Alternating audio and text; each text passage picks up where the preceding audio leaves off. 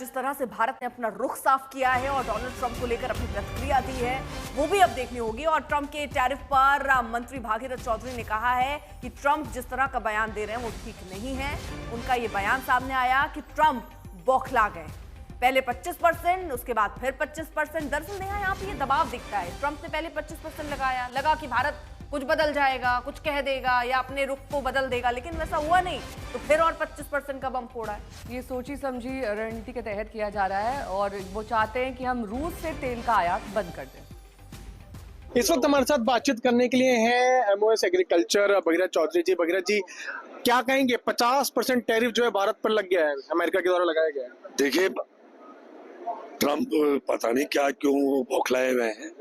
प्रधानमंत्री मोदी जी को मैं कह रहा हूँ, ट्रंप को पता लग जाएगा कि मोदी जी क्या कितने एक दृढ़ निश्चय वाले हैं। इस देश के अन्नदाताओं किसानों के लिए कोई तकलीफ हो, ये हो नहीं सकता है। प्रधानमंत्री मोदी जी के नेतृत्व में इस देश का अन्नदाता खुशहाल होगा, समृद्ध होगा। और किसी तरह की मैं कह रहा हूँ कि अमेरिका के ट्रंप की धमकी से प्रधानमंत्री मोदी जी कहीं अडिग होने वाले नहीं है। इस देश के किसानों के लिए वो खड़े हैं। वो चाहते हैं कि देश के किसान के घर में समृद्धि आए, उसकी आमदनी दुगनी हो।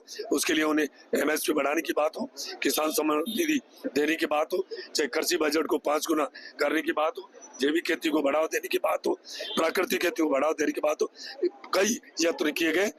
मोदी जी के नेतृत्व में हमारा किसान सुरक्षित है और हमारा किसान समृद्ध होगा, आगे बढ़ेगा और देश विकसित राष्ट्र बनेगा। आपको लगता है कि ट्रंप टैरिफ से कुछ फर्क नहीं पड़ने वाला भारत की इकोनॉमी पे? देखिए, कतई नहीं। हमारा मोदी जी के नेतृत्व में हमारा देश कहीं डिगने वाला नहीं है।